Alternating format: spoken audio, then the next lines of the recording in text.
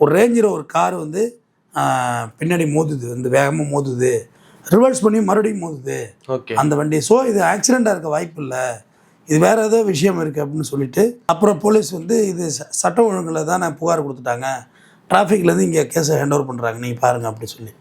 அப்புறம் அங்கே ஒரு 5 பிரிவின் கீழே வழக்கு போடுறாங்க. இது என்ன வழக்கு, அதாவது கொலைதான் தெரிஞ்சு போச்சு.